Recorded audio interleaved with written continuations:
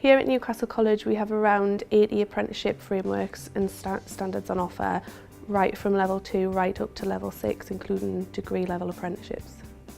We're able to support employers with recruitment of their apprentices, but also look at upskilling the current workforce. Yeah, we've worked with Newcastle College now for over 7 years.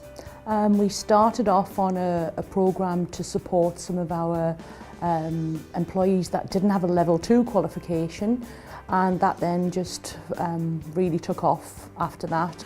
5 years ago we sought a partner that had adequate facilities, that shared our vision for the people, and that also understood, as we did, that this is our future. So we looked at our staffing requirement and decided we needed to recruit and retain 10% of our workforce as apprentices every year. We're lucky in that Newcastle College now has a very good facility at Walker where we can send our bricklaying apprentices, our roofing apprentices, our joinery apprentices. So we selected them as the training partner for our trades. We work with Newcastle College and have worked with them for a few years now to help us with the delivery and the development of our apprenticeship programme, and we deliver high level and degree apprenticeships. So it was really important for us to find a partner who could help us meet the needs of all of our learners, because not all of our learners would be comfortable or might achieve as much if they went straight to university. All of our apprentices do a degree in software engineering, so we work with the college to make sure that if they need to start at a level 3, that we're developing and creating through the Trailblazer apprenticeship programme the right qualifications to meet our business needs.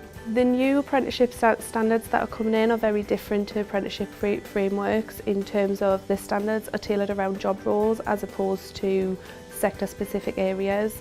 We understand that the apprenticeship reforms could be quite daunting for some employers, so we've recently launched the Employer Apprenticeship Advisory Service, which will walk through with an employer exactly how the reforms are going to impact them, whether they're a levy-paying employer or a co-investment employer. There's no doubt that a levy means change within a company, especially from a financial perspective, but we actually see it as a real opportunity, and it's enabling us to not only look at expanding and increasing the development of our apprenticeship programme through to master's degrees, but it also means that we can potentially look at other talent pipelines for people who want to change career, or other young people or young adults who we may not have targeted before. The introduction of the levy will really need to think differently about our recruitment process, for instance. We do a lot of development for our current employees, but we need to think about some of the technical roles, such as our production operators. Hopefully the levy will help us meet some of their training needs as well. Newcastle College have been really key in working with us to meet our business needs whilst making sure that our apprentices are meeting the correct requirements and standards for their academic studies. Any employer thinking about using Newcastle College for their apprenticeship development, I think they'll have real benefit working with a team of people who really listen to what needs to be done, and a team of people who really deliver for us as an employer.